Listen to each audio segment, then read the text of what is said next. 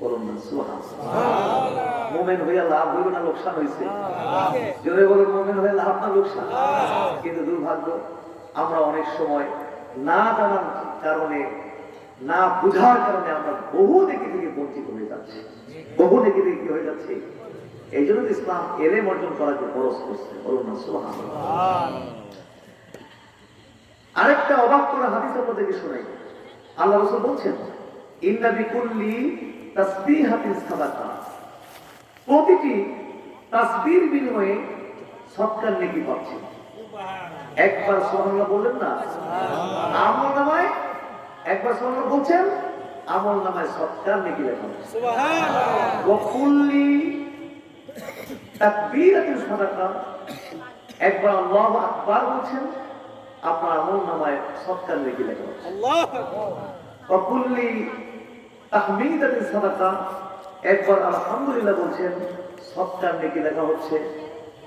ওয়া কুল্লি তাহলিলাতিন সাদাকা, লা ইলাহা ইল্লাল্লাহ বলছেন, সদকার নেকি লেখা হচ্ছে। আমরিন বিল মারুফ সাদাকা, একজনকে একটু ভালো কাজের নির্দেশ দিলেন, সদকার নেকি লেখা হচ্ছে। ওয়া নাহয়িন আনিল মুনকার, নিষেধ করেছেন মন্দ কাজ থেকে, সদকার নেকি লেখা হচ্ছে। বলুন সুবহানাল্লাহ। এরপর আল্লাহ রাসূল কি বলছেন দেখুন, অফি বুদি আহাদিকুম সাদাকা, স্ত্রী সহবাসের মধ্যে সদকার নেকি রয়েছে। বলুন সুবহানাল্লাহ। সাহাবী জিজ্ঞেস করেন, যে আল্লাহ রাসূল, এটা কি বললেন আপনি?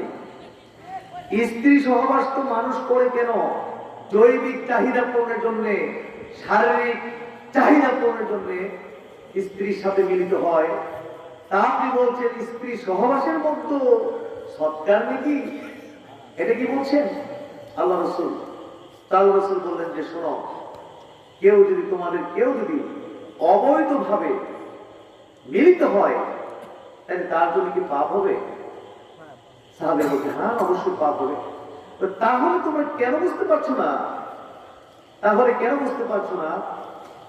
কেউ যদি অবৈধ পথে, অবৈধভাবে সঙ্গমে লিপ্ত হয়, পাপ হয়, তাইলে কেউ বৈধ পথে সঙ্গমে লিপ্ত হয়েছে, তাইলে কেন সে নেকি পাবে না?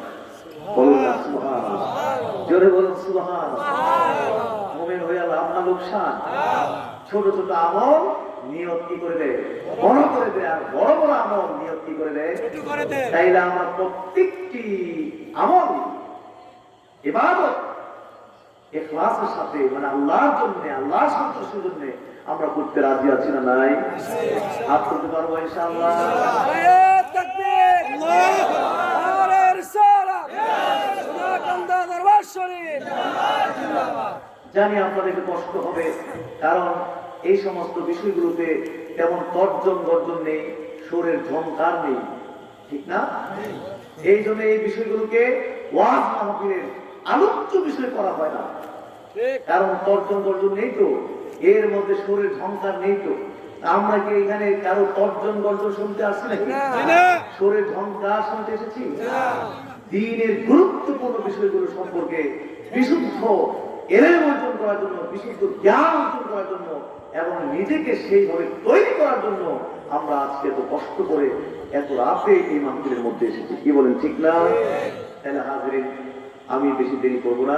ইনশাআল্লাহ প্রত্যেকটি আমল, ইবাদত আমরা ইখলাসের সঙ্গে করব। আল্লাহ আমাদের তৌফিক দিন, বলে আমিন। এই ইখলাসটা কিন্তু নষ্ট হয়ে যায়, সহিহ নিয়তটা কি হয়ে যায়? নষ্ট হয়ে যায়। ইখলাসটা কি হয়ে যায়? নষ্ট হয়ে যায়। কিছু কারণ আছে, সেই কারণগুলো একটু বলে দিতে হবে আপনাদেরকে। কিছু কারণ আছে যেগুলো ইখলাস নষ্ট করে দেয়। তার মধ্যে যেমন একটা হলো রিয়া। জোরে বলুন, তার মধ্যে একটা কি? রিয়া। রিয়া মানে কি? দেখানোর উদ্দেশ্যে কোনো আমল করা। রুইয়াতুন থেকে রিয়া, দেখানোর উদ্দেশ্যে কোনো আমল করা, এটাকে বলা হয় রিয়া। এবং এই রিয়াটা এত ভয়ঙ্কর একটা ভাইরাসের নাম, ভয়ঙ্কর ভাইরাসের নাম, করোনা ভাইরাস থেকে আরো মারাত্মক।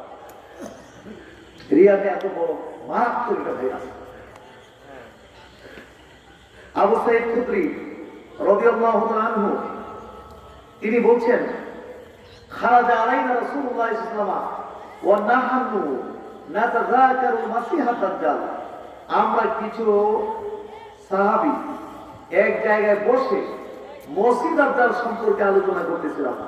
এমন সময় মজলিসে এসে আল্লাহ রাসূল বললেন, তোমরা মাসিহ দাজ্জাল সম্পর্কে আলোচনা করছো, শোনো, আলা আখবিরুকুম বিমা হুয়া আখওয়াফু আলাইকুম ইনদি মিনাল মাসিহ দাজ্জাল। আমি কি তোমাদেরকে সেই মাসিহ দাজ্জাল থেকেও আরো ভয়ঙ্কর একটি বিষয় সম্পর্কে বলে দেব না? সাহাবীরা বলছেন যে, বলেন কি আল্লাহ রাসূল, মাসিহ দাজ্জাল থেকেও আরো ভয়ঙ্কর এরকম কি কোনো বিষয় আছে নাকি? তাহলে তো অবশ্যই আমাদেরকে বলতে হবে, বলুন আল্লাহ রাসূল সেই বিষয়টা কি? আল্লাহ রাসূল বললেন যে, আর রিয়া, সেই ভয়ঙ্কর মাসিহ দাজ্জাল থেকেও ভয়ঙ্কর সেই বিষয়টি হলো রিয়া। রিয়া জোরে বলুন কি?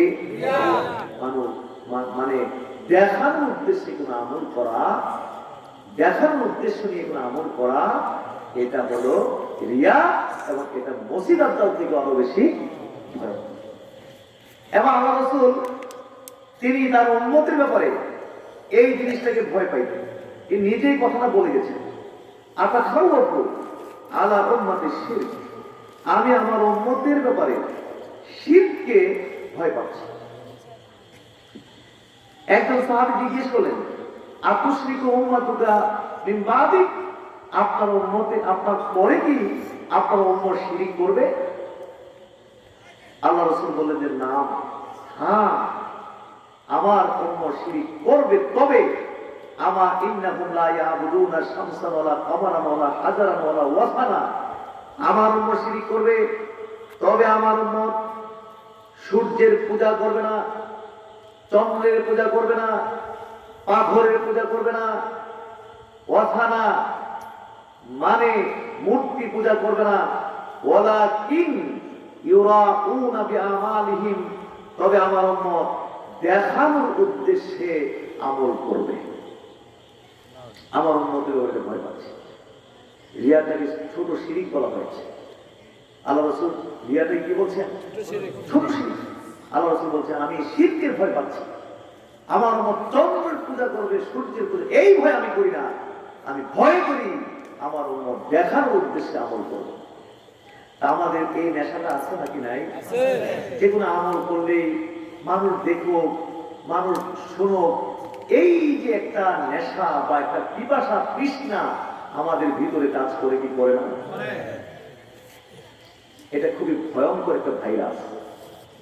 আমরা তরিকত করতে, তরিকতের ওয়াজ করতে হবে আমাদেরকে, কি বলেন ঠিক না? তরিকত কি ভিন্ন কোনো ধর্মের নাম? তরিকতের উৎস কোরআন সুন্নাহ, বলুন না সুবহানাল্লাহ। কিন্তু তরিকতের নামে দেখছি বাংলাদেশে অনেককে ভালো আলেম বলে জানে, তরিকতের নামে ওয়াজ করে আল্লাহ জানে কোথ থেকে বলে, কোথায় পায় এসব কথা। মনে হয় যে ভিন্ন একটা ধর্ম। নো, তরিকত হলো কোরআন, তরিকতের উৎস হলো কোরআন সুন্নাহ। এই যে সূক্ষ্ম সূক্ষ্ম বিষয়গুলো, এইগুলোকে শনাক্ত করা, কোট করা, কোট করে নিজের মধ্যে প্রতিষ্ঠা করা, এটাই তরিকত। বলুন না সুবহানাল্লাহ। তরিকত আর তরিকত না, এর মধ্যে পার্থক্য কি? তরিকত না তারা জানার পরও এই জিনিসগুলো শনাক্ত করতে পারে না, কোট করতে পারে না, নিজের মধ্যে প্রতিষ্ঠা করতে পারে না। আর তরিকতপন্থী মানে এই সূক্ষ্ম জিনিসগুলোকে জানবে, কোট করবে এবং নিজের মধ্যে প্রতিষ্ঠা করবে। বলুন না সুবহানাল্লাহ। হাজির, তাইলে ইখলাস নষ্ট করে দেবে রিয়া নামক ভাইরাস। এই রিয়াটাই ইখলাস কি করবে? নষ্ট করে দেবে। আরেকটা জিনিস বলে ফেলি, খুব কেটে ছেটে বলছি আমি, আরেকটা জিনিস বলে দেই ইখলাস নষ্ট করে দেয়, সেটা হলো সুমা। জোরে বলুন, সেটা কি? মানে শোনানোর উদ্দেশ্যে, প্রশংসার উদ্দেশ্যে, প্রশংসা করা, প্রশংসা শোনার উদ্দেশ্যে কোন আমল করা। আমরা প্রশংসা শুনতে ভালো লাগে না আমাদের? জোরে প্রশংসা শুনতে ভালো লাগে কি না? প্রশংসার উদ্দেশ্যে কোন আমল করা, এটা সুমা, এটা ইখলাসকে নষ্ট করে দেয়। আল্লাহ রাসূল বলছেন, মান সাম্মা সাম্মা আল্লাহু বিহি ওয়া মা ইউরাই ইউরাই আল্লাহু বিহি, যে ব্যক্তি প্রশংসার উদ্দেশ্যে আমল করে আল্লাহ কিয়ামতের দিন তার সাথে সেই আচরণ করবেন। যে ব্যক্তি দেখানোর উদ্দেশ্যে আমল করে কিয়ামতের দিন আল্লাহ তাআলা তার সাথে সেই ধরনের আচরণ করবেন।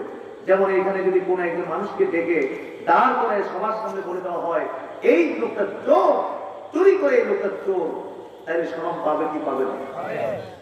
কিয়ামতের দিন আল্লাহ তাআলা ওই লোকটাকে বলবে যে এই যে লোকটা, এই লোকটা প্রশংসার জন্য, দেখানোর জন্য আমল করতো, আমার জন্য আমল করতো না। এইখানে অল্প কয়টা লোকের সামনে তো শরম পাবে। কিয়ামতের মাঠে শরমটা কি এর চেয়ে বেশি না কম? এই আচরণ করা।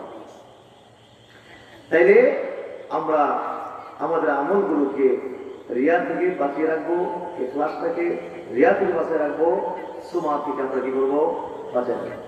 আমাদের মধ্যে নেশা আসতে পারে, তৃষ্ণা আসতে পারে মানুষকে জানানো, এবং জানাই আমরা এটা একটা রোগ।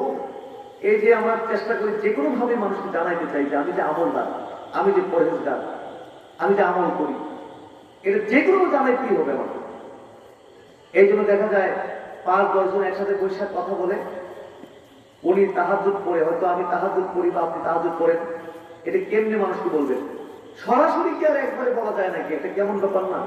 এটা কায়দা কৌশল করে হইলো আমরা একটু জানাই অন্তত একটা হালকা হবে। 5-10 জন বসে কথা বলতেছেন, আরে তাহাজ্জুদটা পড়ে দেখো, তাহাজ্জুদের মধ্যে যে এত শান্তি আমি আগে জানতাম না। তার মানে আমি বুঝাই দিলাম আমি যে কি করি। সরাসরি কি আর এমনি পাওয়া যায় নাকি? একটু ইঙ্গিত দিয়ে বুঝাই দিলাম যে আমি কি করি, তাহাজ্জুদ করি। বিশাল তসবিহ ছড়া নিয়ে হাঁটছি আর তসবিহ ধরছি, বুঝাচ্ছি আমি অনেক বড় পরহেজগার মানুষ, আমি অনেক বড় বুজুর্গ। এইসব কেন আপনার মনে চায়? ইখলাস অর্জন করতে পারেননি আপনি। যদি ইখলাস অর্জন করতে পারতেন তাইলে মানুষকে শোনাইয়া, মানুষকে দেখাইয়া যে আনন্দ পাইতেন, লুকাই রেখা তার থেকেও বেশি আনন্দ পাইতেন। এটা এবার অর্জন করতে পারিনি তো, এই জন্য পেটে একটা যন্ত্রণা উঠে থাকে, কখন জানাবো, জানাইতে পারতেছি না। এরকম একটা কঠিন আমল, তাহাজ্জুদে এত কষ্ট করে ওযু করে, ঘুম থেকে জেগে এত কঠিন একটা আমল করতেছি, কিন্তু এখন মানুষকে জানাইতে পারতেছি না, কি একটা যন্ত্রণা। কেন? আপনি ইখলাস অর্জন করতে পারেননি। যদি ইখলাস অর্জন করতে পারতেন, মানুষকে জানাইয়া যে আনন্দ পাই, না জানাইয়া গোপন রেখা তার থেকেও বেশি আনন্দ পাইতাম। বলুন সুবহানাল্লাহ। তাই ইনশাআল্লাহ আমরা আমাদের প্রত্যেকটি আমলকে আমরা রিয়া থেকে, সুমা থেকে, আমল ইখলাস ধ্বংসকারী যে কুরুগুলো আছে, যে ভাইরাসগুলো আছে, এইগুলো থেকে ইনশাআল্লাহ আমরা সেফ রাখবো। আমরা কি সবাই রাজি আছি? জোরে বলুন আমিন। বাংলাদেশের মানুষ এত ধর্মপ্রাণ, সারা দুনিয়ার মানুষ এই কথা জানে, দিনের জন্য জীবন দিতে প্রস্তুত, আল্লাহ এবং তার হাবিবের জন্য জীবন দিতে প্রস্তুত, বস্তা ভরা আমল করতে পছন্দ করে, কিন্তু মানে সাথে সাথে এই সমস্ত বিষয়গুলো খেয়াল করে না, লক্ষ্য করে না, যার কারণে বস্তা ভরা আমল হয়, কিন্তু এগুলো কি হয়ে যায়? নষ্ট হয়ে যায়। কিন্তু আমরা শোনা গেল দরবারের সাথে সম্পৃক্ত, সীমানার পার দরবার সঙ্গে সম্পৃক্ত, আমরা তরিকতপন্থী মানুষ, আমরা কি এরকম হইলে হবে নাকি? আমাদের আমলগুলো সেট করতে হবে কি হবে না? বলুন আল্লাহ। হাজরিন, কথা আমার শেষের দিকে চলে যাচ্ছে। একটা হাদিস বলছি, আপনারা শুনুন। আল্লাহ রাসূল বলছেন, 3 প্রকার 3 ব্যক্তিকে সর্বপ্রথম বিচারের জন্য উঠাবেন। প্রথম নম্বরে শহীদ। জোরে বলুন, প্রথম নম্বরে কি? শহীদ। আল্লাহ বলবেন, তোমাকে এই নিয়ামত দিয়েছিলাম, শহীদ কি সবাই হইতে পারে? সৈনিক, মুজাহিদ সবাই কি হতে পারে? এই জন্য বিশেষ যোগ্যতা দরকার আছে না নাই? বাংলাদেশের সেনাবাহিনী, নৌবাহিনী, বিমান বাহিনী, পুলিশ, বিভিন্ন ডিপার্টমেন্টের লোক নেই, লাখ লাখ লাইনে দাঁড়ায়, সবাই কি নিয়ে নেয়? হয়তো হাজার হাজার নেবে। আর স্পেশাল যে যোগ্যতার ব্যাপার এখানে আছে, তার স্বাস্থ্য থাকতে হবে, সুস্থ থাকতে হবে। নাকি প্যারালাইসিস রোগী আর্মি দিতে পারবে? পারবে। স্বাস্থ্য লাগবে, সুস্থ লাগবে, তার কলা কৌশল, জ্ঞান, বুদ্ধি ইত্যাদি এগুলো লাগবে। তো তোমাকে আমি এইগুলো দিয়েছিলাম, পেয়েছো? হ্যাঁ পেয়েছি। এগুলো পেয়ে আমি তা তুমি কি আমল করেছো এগুলো পেয়ে? বলবে, আমি আপনার পথে জিহাদ করেছি, এমনকি আমি শহীদ হয়ে গেছি। আল্লাহ বলবেন কি? তুমি মিথ্যা বলেছো। জোরে বলুন, তুমি কি বলেছো? মিথ্যা বলেছ। তুমি এই জন্য যুদ্ধ করুনি, জিহাদ করুনি, শহীদ হওনি। ওয়ালাকিন্নাকা আইয়ুকালা শাহীদুন, বরং তুমি জিহাদ করেছিলে, শহীদ হয়েছিলে, এই জন্যে মানুষ যেন তোমাকে বীর পুরুষ বলে, জারি বলে, বীর পুরুষ বলে, বীর বিক্রম বলে, বীর উত্তম বলে, বীর মুক্তিযোদ্ধা বলে, ইত্যাদি ইত্যাদি বলে। যেই উদ্দেশ্যে, যেই নিয়তে তুমি যুদ্ধ করেছিলে, জিহাদ করেছিলে, ফাকাদ কিলা, মানুষ তো তা তোমাকে বলেছে, সুতরাং বিনিময় তুমি পেয়ে গেছো, এখানে আর তোমার জন্য কোনো অংশ বাকি নেই। তারপর তার ব্যাপারে নির্দেশ দেওয়া হবে। নির্দেশ দেওয়ার পরে তাকে কি করা হবে? মুখের উপরে তাকে টেনে হেসড়িয়ে জাহান্নামের কিনারে নেওয়া হবে এবং তাকে জাহান্নামে নিক্ষেপ করা হবে। শহীদের মতো কঠিন কোন ইবাদত আছে? জোরে বলুন। নামাজ কঠিন না শহীদ কঠিন? রোজা কঠিন না শহীদ কঠিন? যাকাত কঠিন না শহীদ কঠিন? হজ কঠিন না শহীদ কঠিন? এর থেকে কঠিন কোন আমল বা ইবাদত হতেই পারে না। কিন্তু এত কঠিন ইবাদতটা করার পরও ইখলাস না থাকার কারণে, সহিহ নিয়ত না থাকার কারণে, আল্লাহর উদ্দেশ্যে না হওয়ার কারণে কবুল তো হলোই না, পরিণতি জাহান্নামের মতো। কত মারাত্মক লক্ষণীয় বিষয়গুলো চিন্তা করলে। বাংলাদেশে তো মাশাআল্লাহ শহীদের কোনো অভাব নাই, জিহাদের কোনো অভাব নাই। নিজেদের উদ্দেশ্য হাসিলের জন্য মারামারি করে কই জিহাদ করে মরতেছে, কই শহীদ হইতেছে। ইন্না লিল্লাহি ওয়া ইন্না ইলাইহি রাজিউন।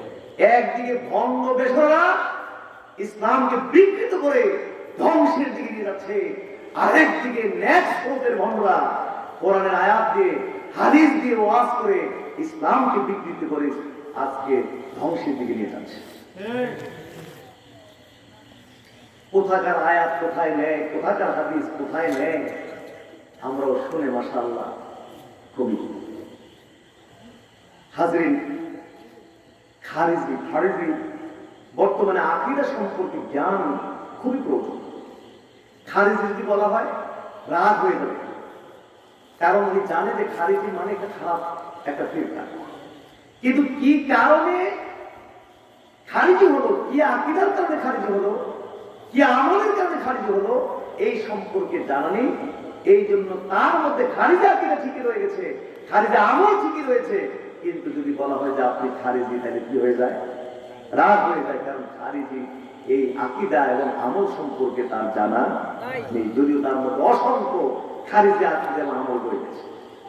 আবার যদি বলা হয় শিয়া, রাগ হয়ে যাবে, আমি শিয়া, রাগ হয়ে যাবে, কারণ উনি জানে যে শিয়া মানে একটা খারাপ ফিরকা। কিন্তু কোন আকীদার কারণে শিয়া, কোন আমলের কারণে শিয়া, এই সম্পর্কে তার জানা নেই। যার কারণে তার মধ্যে শিয়া কেউ থাকার পরও, শিয়া আমল থাকার পরও উনি শিয়া বললে কি হয়ে যান? বর্তমান যুগটা অত্যন্ত কঠিন একটা যুগ। অতি সাবধানে আমাদেরকে করতে হবে। যদি আমাদের সুন্নাহ ওয়াল জামাতের উপর আমরা টিকে থাকতে হয়, তো সাবধানে পাও করতে হবে। এত কঠিন একটা সময় আল্লাহ তাআলা আমাদেরকে দুনিয়ার মধ্যে পাবে।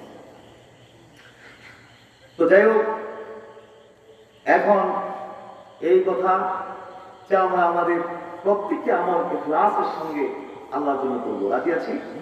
শহীদ হওয়ার পর জাহান্নামে যেতে। 2 নম্বরে উঠানো হবে আলেমকে। জোরে বলুন, 2 নম্বরে উঠানো হবে কাকে? আলেমকে উঠানো হবে। আলেমকে উঠানো হবে, বলা হবে তোমাকে এই নিয়ামত দিয়েছিলাম, আলেম তো সবাই হইতে পারে না, এর জন্য বিশেষ যোগ্যতা দরকার, ভালো মেধা, ব্রেন, স্বাস্থ্য লাগবে, সুস্থতা লাগবে, পড়ালেখা করার যে খরচাদি, আর্থিক যে সামর্থ্য, এগুলো লাগবে ইত্যাদি ইত্যাদি, সব আমি তোমাকে দিয়েছিলাম। পেয়েছো? হ্যাঁ পেয়েছি। এগুলো পেয়ে কি করেছো? বলবে আমি নিজে এলেম শিখছি, এবং শুধু এলেম শিখি নাই, এলেম শিক্ষা দিছি। এলেম শিখছি, আলেম হয়েছি, ওয়াজ মাহফিলে মানুষকে এলেম শিখাইছি, ও কারাতুল কোরআন, এবং কোরআন তেলাওয়াত করছি। আল্লাহ বলবেন কাযাবতা তুমি মিথ্যা বলেছ, এই জন্য তুমি এলেম অর্জন করনি, বরং এলেম অর্জন করেছ মানুষ যেন তোমাকে আলেম বলে, মানুষ যেন তোমাকে কারি বলে।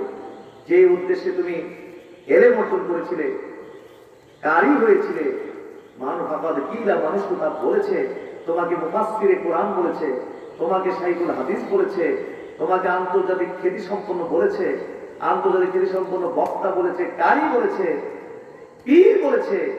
যেই উদ্দেশ্যে তুমি এলেম অর্জন করেছিলে, তুমি তা পেয়ে গেছো, বিনিময় পেয়ে গেছো, এখানে আর তোমার জন্য কোনো কিছু বাকি নেই। তার ব্যাপারে হুবহু নির্দেশ দেওয়া হবে, তাকেও মুখের উপরে টেনে হেসড়ে জাহান্নামের মধ্যে নিক্ষেপ করা হবে। জোরে বলুন, জোরে বলুন।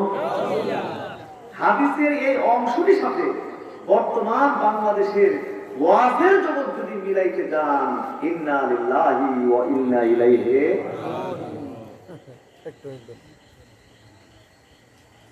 কি যে চলতেছে ওয়াজের জগৎ, কি নোংরামি! ওয়াজের জগৎ একটা বিশাল ব্যবসার জগৎ এখন হয়ে গেছে। আমরা বিশেষ করে আলেম ওলামারা অর্থ এবং মর্যাদার লালসায় মাতাল হয়ে গেছে। কি হয়ে গেছে? দুইটা জিনিস আমাদের প্রয়োজন, অর্থ আর হলো মর্যাদা। এই দুটার জন্য পাগল মাতাল হয়ে গেছে আমরা। কোন কৌশল অবলম্বন করলে, কোন টেকনিক অবলম্বন করলে মুহূর্তের মধ্যে আমি কোটি মানুষের কাছে পরিচিত হয়ে যাব, কি করে এটাকে আধুনিক ভাইরাল হয়ে যাব, এই নেশায় আলেমদের 24 ঘন্টা আর কোনো মাথার মধ্যে নাই। টিকটিক করে 24 ঘন্টা কেমনে আমি কোটি কোটি মানুষের কাছে আমি পরিচিত হব, ভাইরাল হব। কি হব? ভাইরাল হব।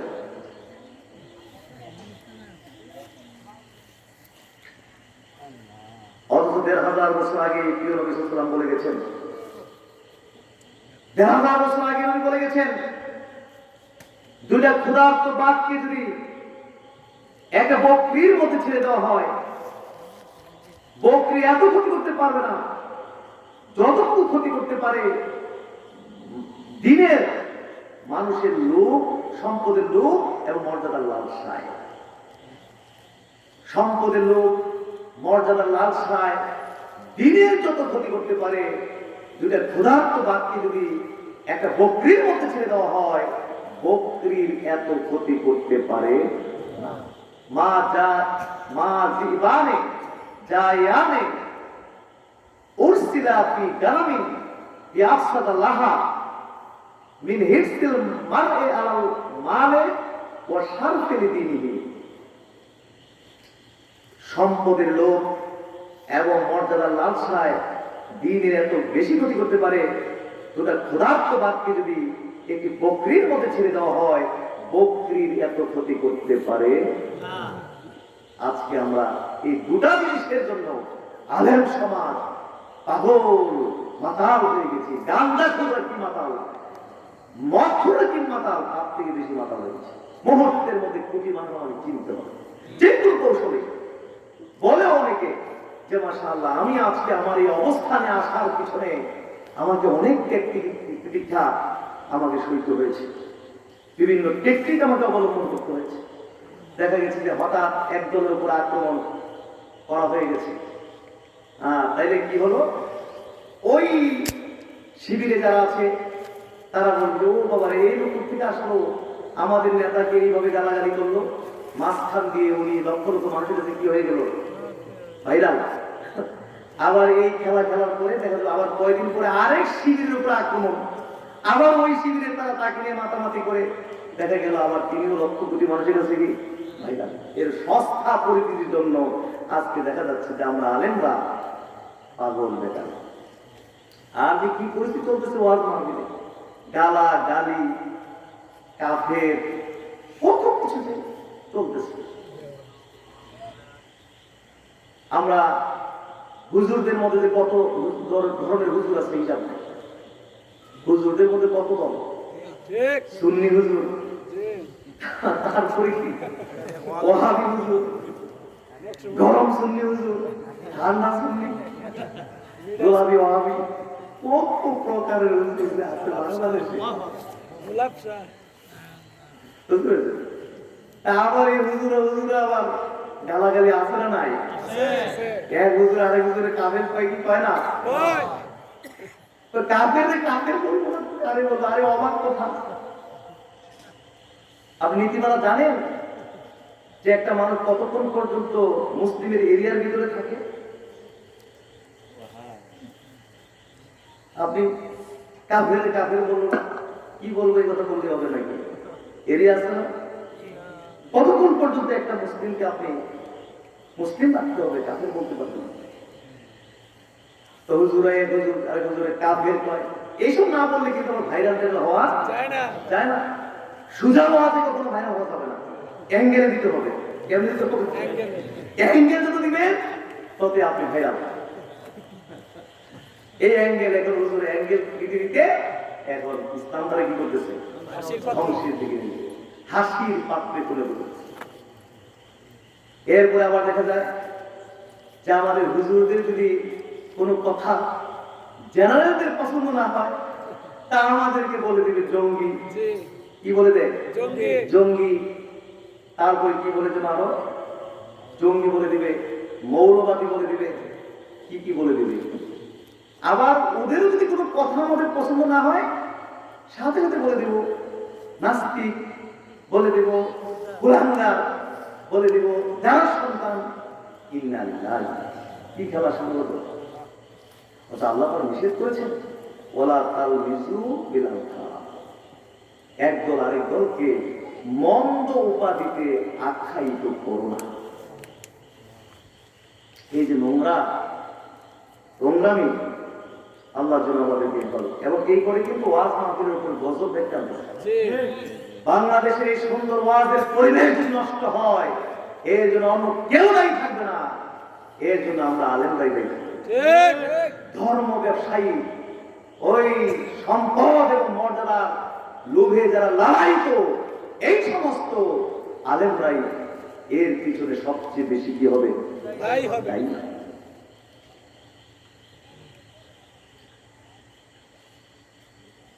আরো কি কত অহংকার কোনো কথাবার্তা, ও অমুকের সাথে আমি কি কথা বলবো, সে তো আমার জোতা টানার জুতোতে রাখে না। কি বলতেছেন এই কথাগুলো? আপনি কি কিতাব কোরআন সুন্নাহ দেখে বলতেছেন না কিছু জানেন না? বলেছে ওর সাথে কি বলবো, সে তো আমার ছাত্রের জুতোটা রাখে না, তার সাথে আমি কি বলবো? ইন্নালিল্লাহ, কি বলতেছেন এগুলো?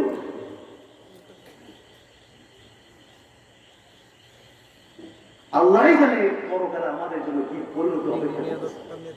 আল্লাহ আমাদেরকে হেফাজত করুন। জোরে বল আল্লাহুম্মা আমিন।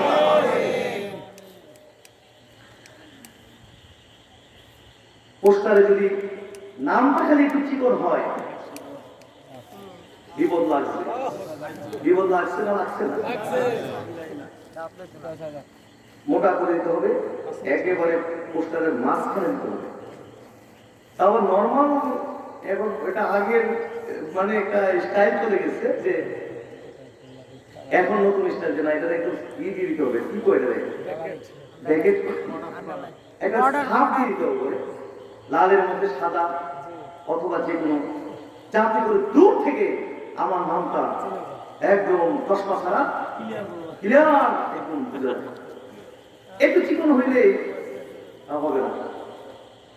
কাজ ছাপাইয়া সুবহানাল্লাহ, আমি আমার শানের সাথে মিলিয়ে বড় বড় ডক্টরেট দিয়ে অনেক উপাধি আবিষ্কার করে কার্ডের মধ্যে লিখে দিচ্ছি।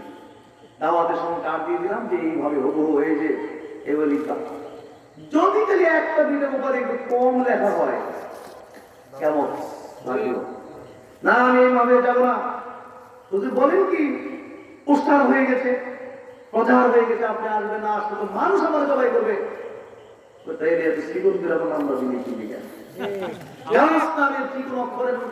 এই পোস্টারে মাহফিল আমি যাই না, উপাধি আমার কার্ড দিয়ে দিচ্ছি, উপাধি দুইটা কম হইল কি লেখা। হুজুর এত বেশি উপাধি পোস্টারে জায়গা হয় না, এলে দুইটা কমাই দিচ্ছিলাম। না না আমি আসবো না। ঠিক আছে 10,000 টাকা বাড়াই দিন, তো আমি নাই।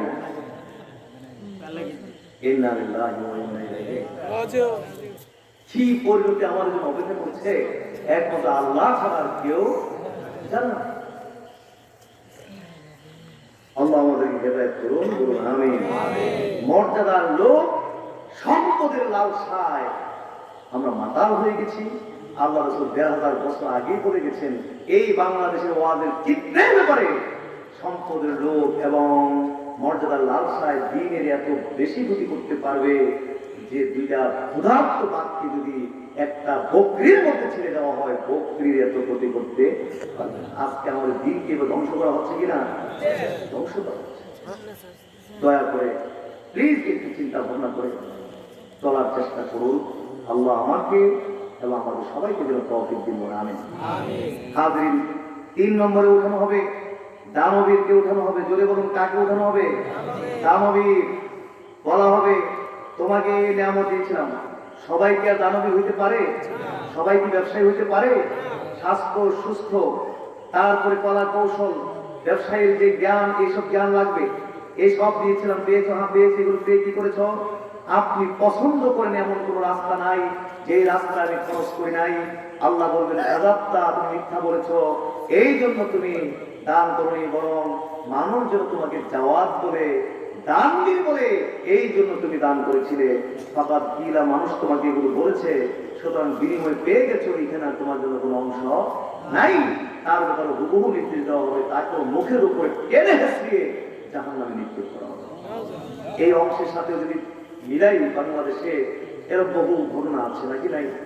50,000 টাকা আমি মাহফিলে দিচ্ছি, কিন্তু আমাকে কিন্তু সেইভাবে মূল্যায়ন করা হলো না। ইন্না লিল্লাহি ওয়া ইন্না ইলাইহি রাজিউন। আমও গেছে, সালাও। 50,000 টাকাও গেছে, নেকিও গেছে, আমও গেছে, সালাও গেছে। জোরে বলুন নাউযুবিল্লাহ।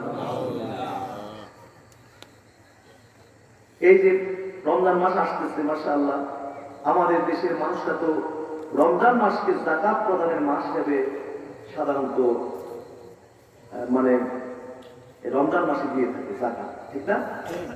এরা আমরা বহু যাকাত দেখেছি, এরকম করে মানুষ দেয়, বিভিন্ন জেনেছি এবং দেখেছি।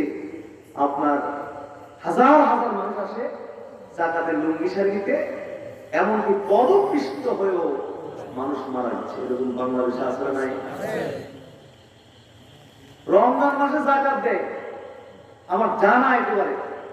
রমজান মাসে যাকাত দিচ্ছে, যাদেরকে দিয়ে বিতরণ করা হচ্ছে, এরা ওই যে পানির বোতল থেকে বাম হাতে এইভাবে পানি পান করতেছে আর যাকাতের লুঙ্গি শাড়ি দিয়েছে।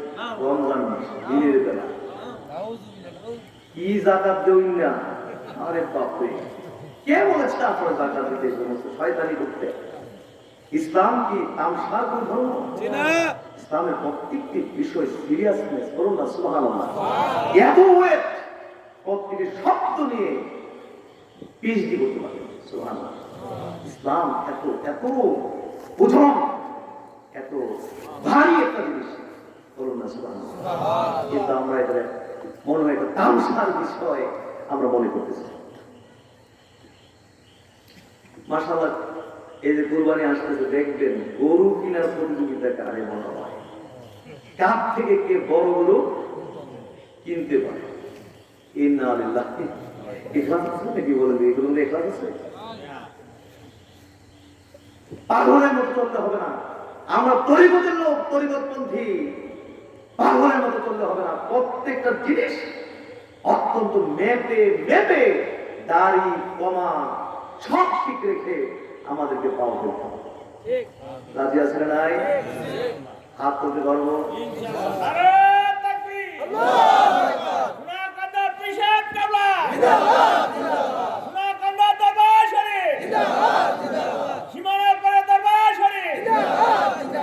বলুন আলহামদুলিল্লাহ। তবে হাজরিন, বলা যত সহজ, পড়া কিন্তু অত সহজ। আমি যে বলছি সহজ, কিন্তু বাস্তবায়ন করাটা অনেক কঠিন ব্যাপার, অনেক কঠিন। আল্লাহ রাসূল বলেছেন এই যে ভাইরাসগুলোর ব্যাপারে বলছেন, ইত্তাকু হাদা শিরক, এই রিয়ার ব্যাপারে তোমরা তো সাবধান। ফাইন্নাহু আখফা মিন দামিল আমাল, কারণ এই রিয়াটা পিপিলিকার বিচরণ থেকেও আরো সূক্ষ্ম। এটা আসলে পিঁপড়া চলতেছে না, পায়ের শব্দ শুনি, মাথার উপরে কানের উপরে পিঁপড়া চললেও আমরা পায়ের শব্দ শুনি। আল্লাহ রাসূল বলছেন এইটা থেকে তোমরা সাবধান হয়ে পারো, কারণ এটা এত সূক্ষ্ম, পিপিলিকার পায়ের বিচরণ থেকেও আরো বেশি সূক্ষ্ম। কোন সময় যে ঢুকে গেছে নিজেও টের পাওয়া যায় না। এই জন্য সবসময় সজাগ এবং জাগ্রত থাকতে হবে এই শত্রুগুলোর ব্যাপারে। রাজি আছে না নাই? জোরে বলো রাজি আছে না নাই? জোরে বলো আল্লাহ। তবে হ্যাঁ, এই কথাটা না বলে দিলে আবার আপনারা বিপদে পড়ে থাকবেন। এই কথাটা বলে না দিলে বিপদে পড়ে থাকবেন। এক লোকের ব্যাপারে আল্লাহ রাসূলকে জিজ্ঞেস করা হলো যে আল্লাহ রাসূল, এক ব্যক্তি ভালো কাজ করে, ভালো আমল করে, যার কারণে মানুষ তার প্রশংসা করে এবং মানুষ তারে ভালোবাসে, এই প্রশংসা এবং ভালোবাসার জন্য কি তার নেকি নষ্ট হয়ে যাবে? আল্লাহ রাসূল বলছে যে না, তার নেকি নষ্ট হবে না। তিলকা আজিলু বুশরাল মুমিন, বরং এটা হলো মুমিনের জন্য আল্লাহর পক্ষ থেকে অগ্রিম পুরস্কার। বলুন না সুবহানাল্লাহ।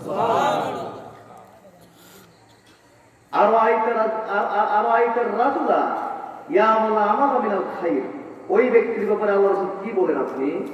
যে ব্যক্তি কোনো ভালো আমল করে, ভালো কাজ করে, ওয়াহমাদুহুন নাসু আলাইহি, মানুষ যার জন্য তারে ভালোবাসে, আও ইউহিব্বুহুন নাসু আলাইহি, অথবা মানুষ তারে ভালোবাসে, প্রশংসা করে, তার ভালোবাসে, এর জন্য আমল নষ্ট হবে, নেকি নষ্ট হবে? আল্লাহ রাসূল বললেন যে না, বরং এটা কি তিলকা আজরু বুশরাল মুমিন, এটা হলো মুমিনের জন্য অগ্রিম পুরস্কার। আপনি মসজিদ মাদ্রাসায় দান করেন, মাহফিলে দান করেন, গরিব মানুষদের দান করেন, বিপদ আপদে মানুষের পাশে থাকেন, পুরো এলাকার খেদমত আপনি করেন, কিন্তু উদ্দেশ্য শুধুমাত্র আল্লাহর সন্তুষ্টি।